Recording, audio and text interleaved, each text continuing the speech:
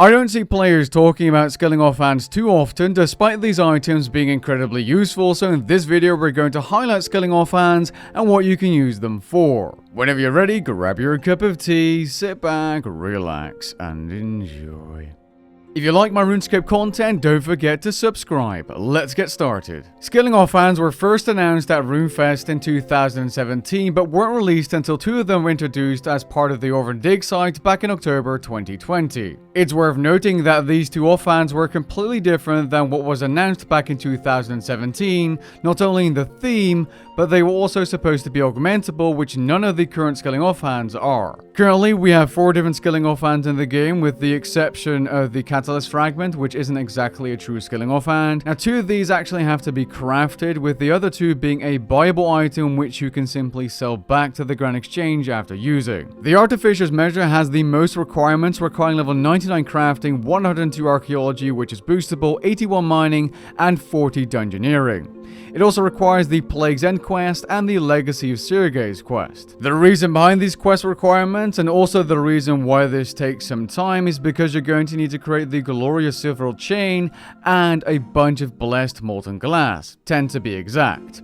These require Blessed Sand, Soda Ash, Red Sandstone, and Crystal Flex Sandstone, the latter 2 items needing to be mined manually. The Orthen Furnace Core, which requires level 99 smithing and level 102 archaeology, which again is boostable, also takes some time to create because you're going to need to create 2 curved masterwork plates, which are created from glorious bars, which are then turned into masterwork plates, and then turned into curved masterwork plates. You'll also need to collect a couple of archaeology relics, just like with the Artificer's Measure, which will take you some extra time, especially if you don't have fixate charge tokens to focus on a specific artifact. Now, the corehammer requires level 80 smithing, and the Fyrtorch requires level 80 fletching to create, but if you're a main account, you can simply buy these on the Grand Exchange, and as long as you have level 80 mining for the corehammer or level 80 woodcutting for the Fyrtorch, you can use them. Let's start by talking about the specific items themselves. When using the Artificer's Measure as an offhand, you have a 1.25 times bonus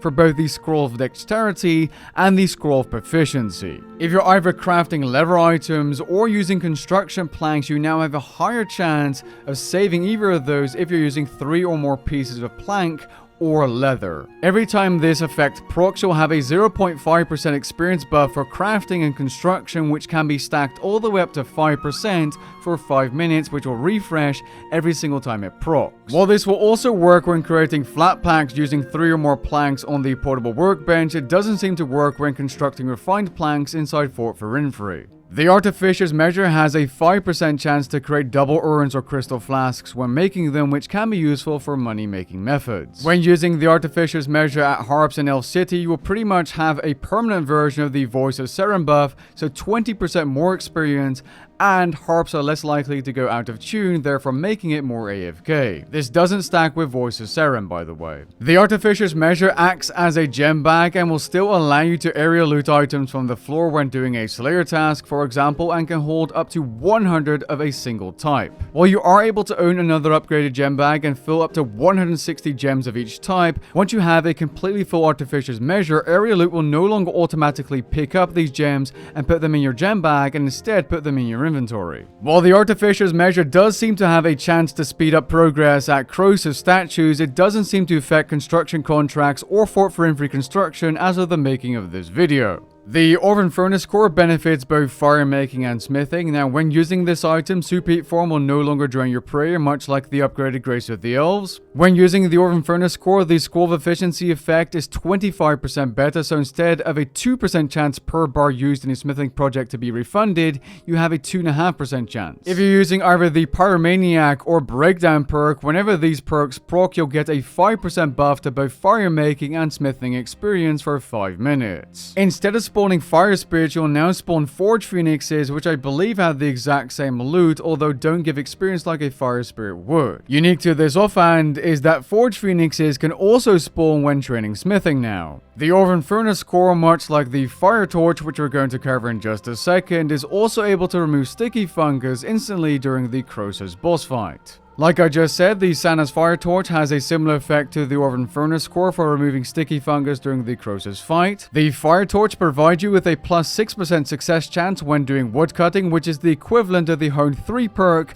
and stacks with the Nature Sentinel outfit. Perhaps the biggest buff this item provides is a plus 20% double log chance, effectively increasing your experience per hour by 20%, and even better is that it stacks with the perfect Juju woodcutting potion in a separate manner. Using both of these items, you have a separate 5% and 20% double log chance.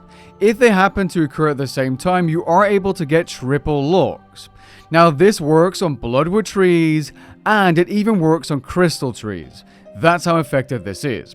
The way I know it works on crystal trees is because you get a double XP drop, like you can see in the example clip on screen. It also works on golden bamboo, in case you were wondering. Now it is worth noting that you will not gain the special effect, so those splintering arrow tips, when chopping crystal trees with the Fyrtorch, but to be honest, you will barely make any money from these tips per hour anyway. And then we have the Tagga's corehammer, providing quite the buff to mining, giving you a 10% higher critical strike chance and 35% more critical strike damage. Critical strikes equal more progress, therefore more experience and ores per hour, and a 10% critical strike chance buff is quite large, as your base crit ranges from 5 to 15% based on your level. From a 15-minute test, it seems that this item boosts your experience per hour by around 7% when AFKing using Stone Spirits, a perfect GG mining potion, and the Golem outfit. Now in terms of Despo arrow tips per hour, again this is just throwaway money and not a reason to buy this skilling offhand at all, although that being said, if you are doing higher tier ores and you're using Stone Spirits to get double ores,